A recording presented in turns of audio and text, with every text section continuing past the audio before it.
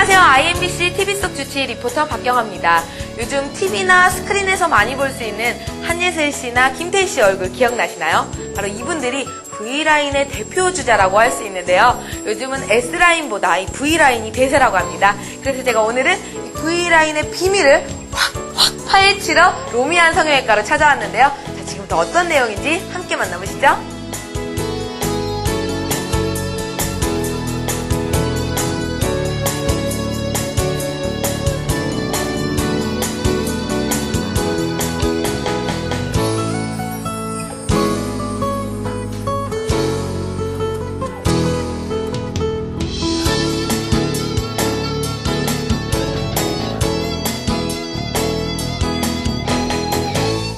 V라인의 비밀을 밝혀주실 강민범 원장님 만나보도록 하겠습니다. 안녕하세요. 안녕하세요. 예, 반갑습니다. 네, 반갑습니다. 요즘에요, 이 사각턱 때문에 굉장히 고민하시는 분들이 많은데요. 네. 요즘에 또 S라인보다는 V라인이 대세잖아요. 네, 그래서 네. 이 V라인을 원하시는 분들이 굉장히 많은데, 사각턱 수술은 단순히 턱을 깎는 건가요?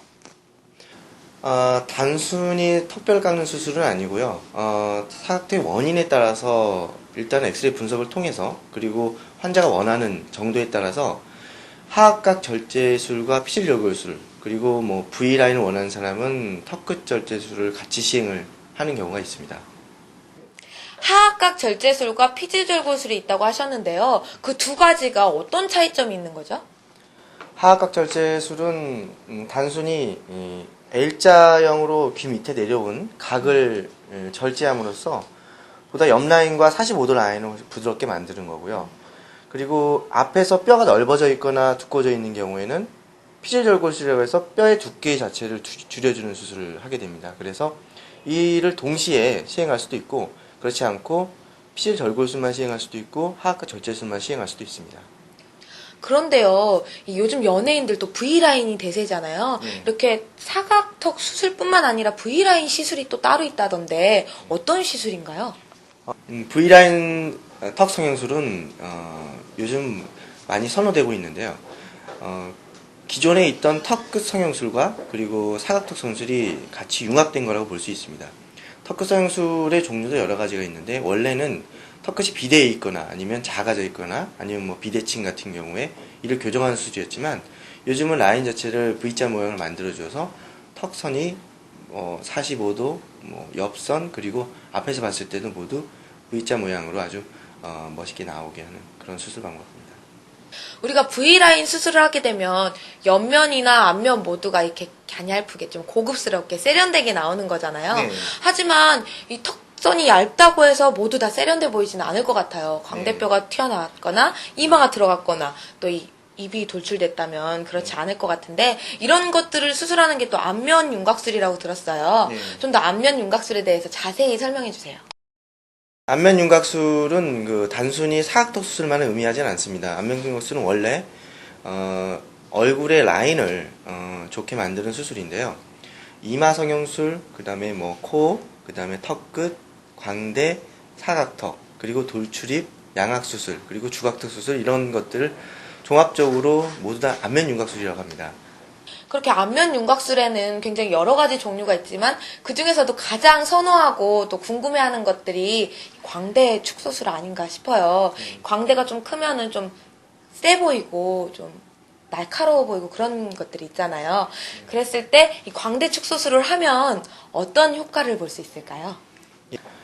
광대 축소술은 사각턱 성형술 이후 다음으로 많이 시행되고 있는 수술 중에 하나입니다. 광대 축소 수술의 효과는 단순히 얼굴을 줄여준다는 효과보다는 드세 보이는 인상을 좀 부드럽게 해가지고 그리고 중간 얼굴의 크기를 줄여줌으로써 얼굴의 선을 훨씬 더 부드럽고 그리고 세련되게 만들어주는 효과를 나타냅니다. 수술 방법으로는 저희 병원에 시행되고 있는 것은 여러 수술 방법 중에서 광대의 앞쪽 부분을 L자 모양으로 뼈를 절제해낸 뒤에 이것을 이동을 시켜서 고정시키는 방법으로 시행을 하고 있습니다. 그런데 원장님, 이런 수술을 하는 것도 좋지만 또 우리 시청자분들이 가장 궁금해하는 게 어느 정도의 시간이 지나면 이 붓기가 가라앉고 일상생활을 할 수 있는지 그런 것들도 궁금해할 것 같거든요. 어느 정도의 시간이 필요할까요? 직장인들을 포함해서 뭐 학생, 그리고 뭐 환자분들이 가장 궁금해하는 것 중에 하나가 붓기입니다. 붓기는 보통 1차적인 붓기와 2차적인 붓기는 나눌 수가 있습니다. 근데 1차적인 붓기는 일상생활이 가능한 정도, 그리고 2차적인 붓기는 수술 결과가 완전히 나와서 더 이상 변하지 않는 정도로 나눌 수가 있는데요. 1차적인 붓기인 경우에 보통 윤곽수술 1주에서 2주 사이에 보통은 정상 생활이 가능하다고 볼 수 있습니다. 근데 환자분들이 뭐 좀 더 빨리 회복하기 위해서 뭐 어떤 방법이 있는지 저한테 물어보시는데요.